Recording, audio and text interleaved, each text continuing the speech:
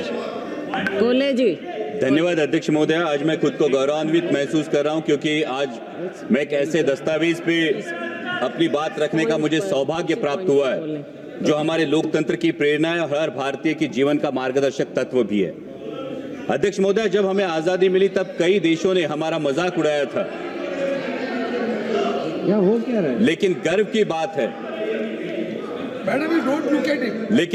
बात है कि इतना खंडप्राय देश होने के बावजूद आज हम विश्व के सबसे बड़े लोकतंत्र के रूप में लगातार प्रगति की ऊंचाइयों को छू रहे हैं। और इसका एक प्रमुख कारण है संविधान, जो हमें व्यक्ति केंद्रित नहीं बल्कि राष्ट्र समर्पित होने की सीख देता है। अध्यक्ष महोदय, मैं उस महाराष्ट्र की भूमि से आता हूं जहां 350 साल पहले छत्रपति शिवाजी महाराज ने एक आदर्श प्रस्तापित किया था, रयतेच राज्य स्वराज्य। छत्रपति शिवाजी महाराज के स्वराज से ज्यादा वैभवशाली, ज्यादा बड़े कई साम्राज्य निर्माण हुए और हस्तगत भी हुए, लेकिन आज भी 350 साल बाद छत्रपति शिवाजी महाराज के स्वराज का नाम लिया तो हमारा भी सीना 56 इंच का होता है। और इसका कारण है छत्रपति शिवाजी महाराज के स्वराज को मिला नैतिक अधिष्ठान, और वही प्रेरणा संविधान में भी प्रतीत होती है। समता, बंधुता और स्वतंत्रता के नैतिक अधिष्ठान पर मानव का उत्थान और मानवता का कल्याण। और इसीलिए संविधान के निर्माण में योगदान देने वाले हर उस व्यक्ति के प्रति मैं कृतज्ञता व्यक्त करता हूं और उन्हें आदरपूर्वक नमन करता हूं। अध्यक्ष महोदय, जब हम अमृतकाल की बात करते हैं, जब अमृत की बात हो तो हलाहल की बात तो निकलती है, और जब हलाहल की बात निकले तो मंथन तो होना चाहिए। लेकिन मेरा ये मानना है कि इस मंथन में पुराने जख्मों को कुरेदने से अच्छा है कि वर्तमान का परीक्षण करें और भविष्य का अवलोकन करें। अध्यक्ष महोदय, संविधान ने संसद को संवैधानिक व्यवस्था में प्रमुख स्थान दिया है, लेकिन दुर्भाग्य की बात है कि कई बार हम संसद को राजनीतिक अखाड़े में बदला हुआ अनुभव करते हैं। व्यक्तिगत टिप्पणियां और नारेबाजी की वजह से कई बार संसद की कार्यवाही भी स्थगित करनी पड़ती है।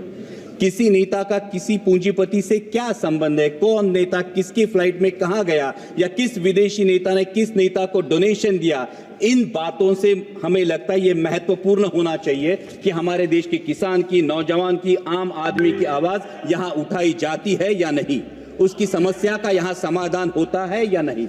अध्यक्ष महोदय, हम देश हित के मुद्दों पर चर्चा चाहते हैं, बहस चाहते हैं, ना कि राजनीतिक नारेबाजी। और ये सत्ता पक्ष हो या विपक्ष, दोनों को ध्यान में रखना चाहिए। अध्यक्ष महोदय, संविधान में सामाजिक, आर्थिक और राजनीतिक न्याय की बात की है। जब आर्थिक न्याय की बात हो तो हमें सोचना चाहिए कि क्या हम सही मायने में देश की जो सबसे बड़ी आबादी है उन किसानों को आर्थिक न्याय प्रदान कर सके। उनकी मेहनत का, उनकी फसल का क्या उन्हें सही दाम मिल पा रहा है। प्याज हो, सोयाबीन हो, दूध हो या कपास उत्पादक किसी भी किसान से अगर आज हम पूछे कि वह आज की स्थिति में वो खेती आउट ऑफ चॉइस कर रहा है या आउट ऑफ कंपल्शन, ये तो मानना पड़ेगा, हर किसान को ये कहना पड़ेगा ये आउट ऑफ कंपल्शन उसे खेती करनी पड़ रही है, क्योंकि उसके पास दूसरा कोई चारा नहीं है, रोजगार का दूसरा कोई जरिया नहीं है। सरकार किसान सम्मान जैसी योजनाएं तो लाती है, लेकिन किसान का असली सम्मान तभी होगा जब उसकी फसल को सही दाम मिलेगा। किसानों के हित में देश की इंपोर्ट और एक्सपोर्ट पॉलिसीज बनाई जाएंगी। जो आर्थिक न्याय की बात किसानों को लागू होती है, वही बात देश के नौजवानों को भी लागू होती है। संविधान में गरिमापूर्ण जीवन की बात की गई है, लेकिन हर इंटरव्यू की लाइन में खड़े हुए नौजवान युवकों की भीड़ देखे या प्यून की नौकरी के लिए पीएचडी के छात्र कतार में खड़े देखे तो हम ये सोचने पर मजबूर हो जाते हैं कि क्या देश के भविष्य को हम गरिमापूर्ण जीवन दे रहे हैं, क्या उनकी शिक्षा के अनुसार उन्हें आर्थिक न्याय दे पा रहे हैं। अध्यक्ष महोदय, जब सरकार कहती है कि वो 80 करोड़ देशवासियों को मुफ्त में राशन देती है, इसके अभिनंदन के साथ ही हमें अंतर्मुख होकर यह भी विचार करना होगा कि आजादी के 75 वर्षों बाद भी अगर 80 करोड़ देशवासियों को मुफ्त में राशन देना पड़े तो क्या यह उपलब्धि है या विफलता। क्योंकि जनता मुफ्त का राशन नहीं बल्कि हक का रोजगार मांग रही है, और मुफ्त के राशन से गरिमा नहीं बढ़ती, हक के सम्मानजनक कमाई से बढ़ती है।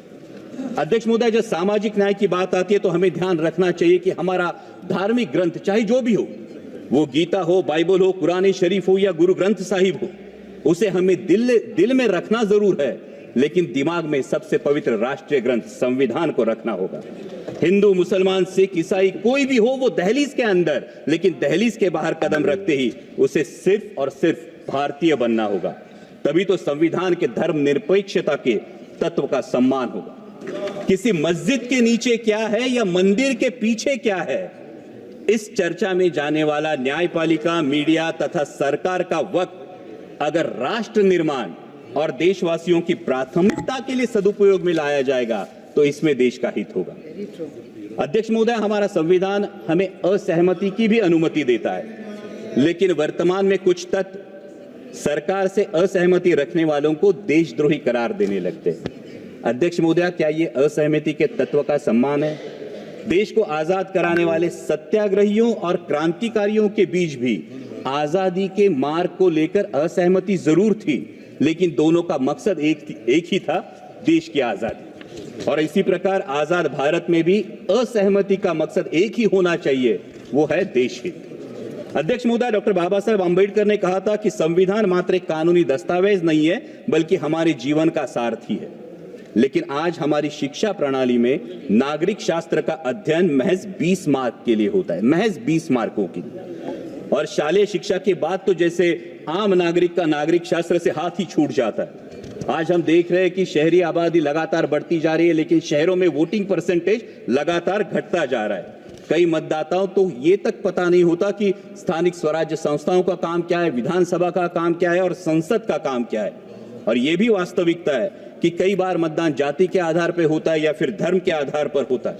इस स्थिति से उभरने के लिए हमें नींव मजबूत करनी होगी, न कि सिर्फ स्कूलों में बल्कि कॉलेजों में, कॉर्पोरेट में, कंपनियों में संविधान के प्रति सजगता के लिए हमें ठोस कार्यक्रम के बारे में सोचना होगा। और अध्यक्ष महोदय, अंत में मैं बात करूंगा राजनीतिक न्याय की। हमारे संविधान ने एक व्यक्ति एक वोट का अंगीकार किया है, और यह संविधान की खूबसूरती है कि देश की झुग्गी झोपड़ी में बसने वाले एक सामान्य देशवासी को भी एक मत का अधिकार है, और देश के आदरणीय प्रधानमंत्री जी को भी एक ही मत का अधिकार है। और इसलिए मैं मानता हूं कि हमारा वोट ये सिर्फ संविधान ने दिया हुआ अधिकार नहीं, ये हमें दिया हुआ एक बेशकीमती उपहार है। लेकिन अध्यक्ष महोदय, अगर हमारी कोई बेशकीमती चीज अगर खो जाती है या चोरी हो जाती है तो हम क्या करते हैं? हम शिकायत करते हैं। और अगर दरोगा कहे कि चोरी हुई नहीं तो हम क्या करते हैं? फिर हम अपने आप से तहकीकात करने की कोशिश करते हैं, हम तफ्तीश करने की कोशिश करते हैं। लेकिन अध्यक्ष महोदया, महाराष्ट्र के विधानसभा चुनाव में कई मतदाताओं को आशंका है कि या तो उनका दिया हुआ वोट खो गया या फिर चोरी हो गया। लेकिन दरोगा ने कहा ऐसा कुछ नहीं हुआ। और इसलिए महाराष्ट्र, सर ये तो लोगों का कहना है, इसलिए महाराष्ट्र के सोलापुर जिले के मार्कड़वाड़ी के लोगों ने बैलेट पेपर पर यह जानने की कोशिश की कि उनका मत गया कहां, लेकिन प्रशासन ने इस पर रोक लगा दी। इन्होंने, मैं ये डिस्क्लेमर ही देता हूं, मैं ईवीएम से आया हूं, लेकिन जिन मतदाताओं की ये आशंका है उन मतदाताओं की बात यहां रखना मैं समझता हूं मेरा कर्तव्य है। ना उन्होंने इलेक्शन पे अविश्वास दिखाया था, ना उनको फैसले पे आपत्ति थी, क्योंकि वहां पे तो उम्मीदवार जीत के आया है। फिर भी लोग जानना चाहते हैं वोट कहां गया, खो गया या चोरी हो गया। लेकिन उन्हें ये करने से मना करना, क्या ये राजनीतिक अधिकार है? अध्यक्ष महोदय, लोकतंत्र में चुनाव प्रक्रिया की बहुत अहम प्रक्रिया है। और महाराष्ट्र में विधानसभा चुनाव के बाद, जैसा मैंने कहा, मैं चुन के आया हूं ईवीएम पे, लेकिन मतदाताओं में एक संभ्रम है, एक असमंजस है और कई सारे संदेह, कई सारी आशंकाएं हैं। लोकसभा चुनाव के बाद महज 6 महीनों में लाखों मतदाताओं के नाम मतदाता सूची में जुड़े हैं, और इलेक्शन कमीशन बार बार मांग करने के बाद भी ये सूची विपक्ष को नहीं सौंप रही है। उसी के साथ में जो सुप्रीम कोर्ट की गाइडलाइंस थी, जो 5% वीवीपैट कंट्रोल यूनिट और बैलेट यूनिट का वेरिफिकेशन होना था, ये सुप्रीम कोर्ट के गाइडलाइन के बावजूद अचानक इलेक्शन कमीशन ने नई एसओपी जारी की है, जिसमें ये वेरिफिकेशन नहीं होगा, बल्कि पूरी मेमोरी बर्न करके सिर्फ उसमें मॉक पोल कराया जाएगा। तो इससे असमंजस और भी बढ़ जाता है। हमारी मराठी में कहावत है, कर नाही त्याला डर कशाला, कुछ किया ही नहीं तो डरते क्यों, हाथ कंगन को आरसी क्या। और इसलिए अध्यक्ष महोदया, ये शंका उत्पन्न होती है, क्या कुछ छुपाने की कोशिश हो रही है? क्या दाल में कुछ काला है या पूरी दाल ही काली है? अध्यक्ष महोदय, लोकतंत्र की मजबूती के लिए जनता का, ये हम और उनकी बात नहीं, ये सत्ता पक्ष विपक्ष की बात नहीं अध्यक्ष महोदया, लेकिन लोकतंत्र मजबूत रहने के लिए जनता का चुनावी प्रक्रिया पर विश्वास कायम रहना बहुत जरूरी है। और चुनाव आयोग का गठन ही फ्री और फेयर इलेक्शन के लिए हुआ है। इसलिए आपके माध्यम से मेरी दरखास्त है कि 5% ईवीएम में मॉकपोल की जगह वोट वेरिफिकेशन कराया जाए और साथ ही में चुनाव प्रक्रिया में अधिक पारदर्शिता लाने के लिए ईवीएम का लॉग डेटा उम्मीदवारों को दिया जाए।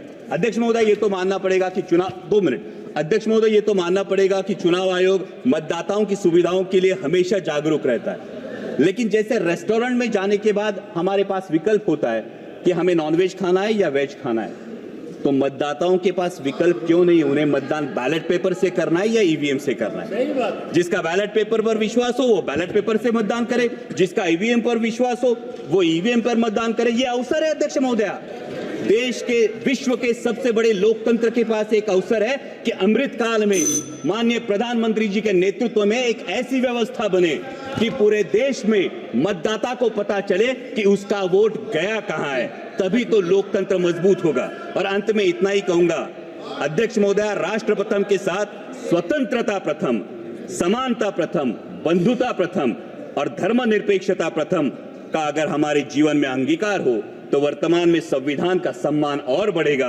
और भविष्य में हमारा लोकतांत्रिक गणराज्य विश्व की महाशक्ति बनकर उभरेगा। और इसीलिए छोड़ो कल की बातें, कल की बात पुरानी, नए दौर में लिखे